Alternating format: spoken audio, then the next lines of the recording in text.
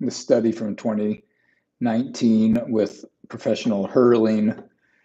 and it's a Gaelic sport, and that what they were doing was looking at strength numbers and injury rates and sprint exposure and injury rates and repeat sprint repeat sprint abilities and injury rates. And something that popped out at me is the more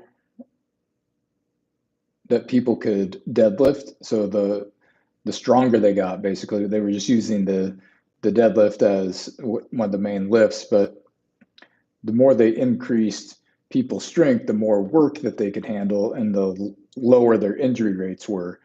And I just wanted to bring this up in specific because there's a lot of people out there that really like to poo-poo all over the deadlift as some training modality that's got a high risk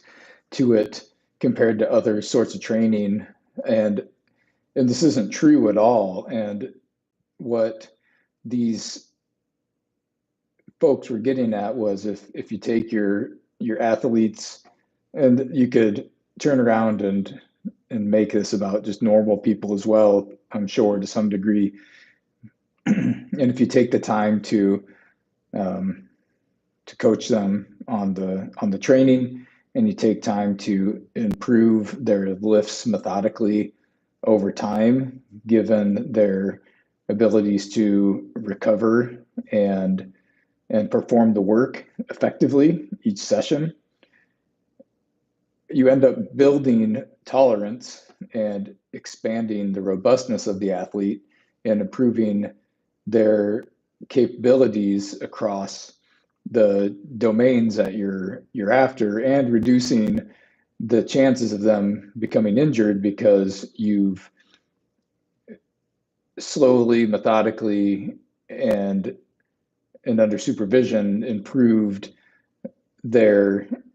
capacity and their ability to perform work and to handle more work than they were before without it injuring them. So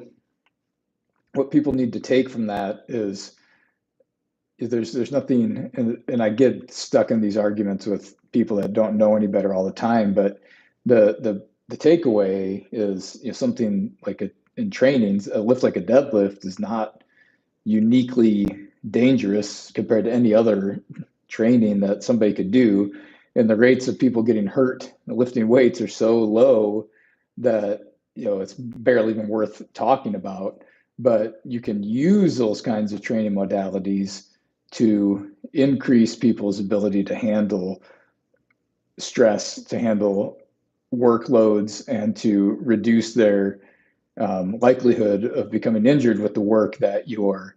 asking them to do down the road. So, thinking about this from a perspective of somebody who works in not only coaching, but working with people that have been injured, specifically people that have been injured around their backs, we can use something like a simple deadlift to improve, especially if we take the time to show people, the technical aspects of it, and we're not in any sort of hurry to increase the amounts of load that they're doing. We're just thinking about increasing the, their capacity across that mode of training for as long as possible. There's the outcome is going to be somebody who's less afraid of hurting themselves when they're